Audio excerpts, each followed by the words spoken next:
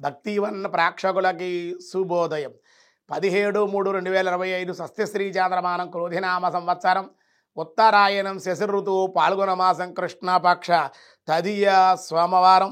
తదియ సాయంత్రం 4:57. చిత్రా నక్షత్రం మధ్యాహ్నం 12:40. వర్జన్ రాత్రి 6:59 నుండి 8:39 రాత్రి వర్జాలు ఉన్నాయి. దుర్ముహూర్తాలు మధ్యాహ్నం 12:32 నుండి 1:20, మళ్ళీ మధ్యాహ్నం 2:55 నుండి 3:43 వరకు కూడా దుర్ముహూర్తాలు ఉన్నాయి.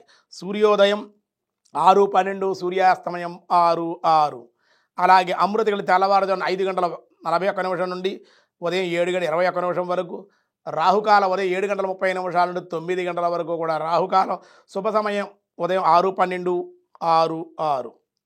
ఉదయం 6:12 నుండి 6:47 శుభకాలం.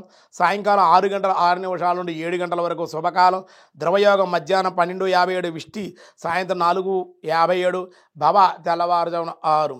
ఈరోజు దినారంభ చక్రాల్లో ముందుగా మేషరాశి వారికి ఈరోజు ప్రయాణాలు ఆటంకాలు, వాహనాలు రిపేర్లు, ప్రయాణాలు వాయిదా వేసుకోవడం ఎంతైనా మంచిది.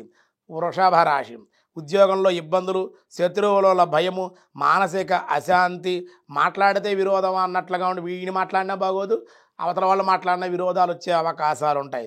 మిథున రాశి మిత్రుల వల్ల నష్టము, శత్రువులు నశించుట, ఆర్థికంగా బాగుండే అవకాశాలు.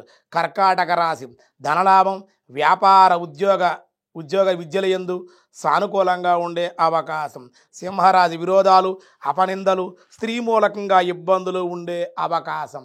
కన్యారాశి సోదరులతో కోపతాపాలు, నష్టము, అవమానమైన సంఘటనలు. తులారాశి ఊహించినటువంటి లాభాలు, ధనధాన్య లాభం, ప్రయాణ సౌఖ్యం ఉండే అవకాశం ఉంది ఈరోజు.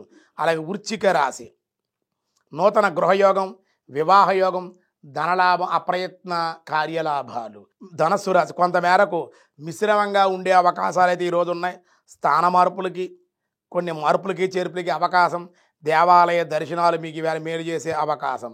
మకర రాశి అధిక ఖర్చులు ఈరోజు, అనవసర ప్రయాణాలు, శ్రమ అనంతర లాభాలే ఉండే అవకాశం ఉంది. కుంభరాశి మీ తెలివితేటలతో కొన్ని సమస్యలు పరిష్కారం చేసుకుంటారు.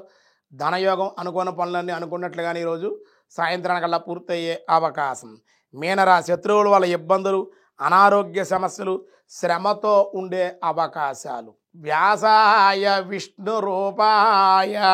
వ్యాసరూపాయ విష్ణవే. విష్ణు సహస్రనామంలో ఈరోజు 371 నామం వేగవాన్. ఓం వేగవాన్, ఓం వేగవతే నమః.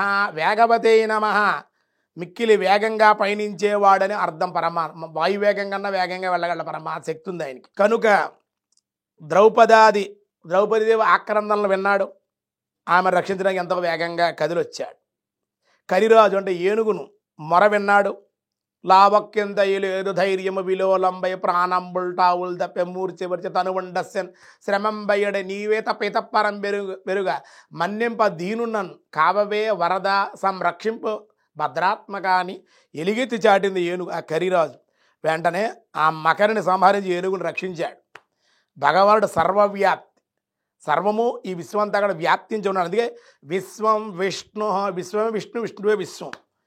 ప్రత్యేక స్థలం అంటూ ఏది, అన్ని స్థలాలు సర్వము కూడా ఆయనే ఉంటాడు. కాబట్టి ఆ స్థలమునందే సాక్షాత్కరించేవాడు అగుట చేత అలంకారిక భాషలో వేగవాన్ అని అంటారన్నమాట.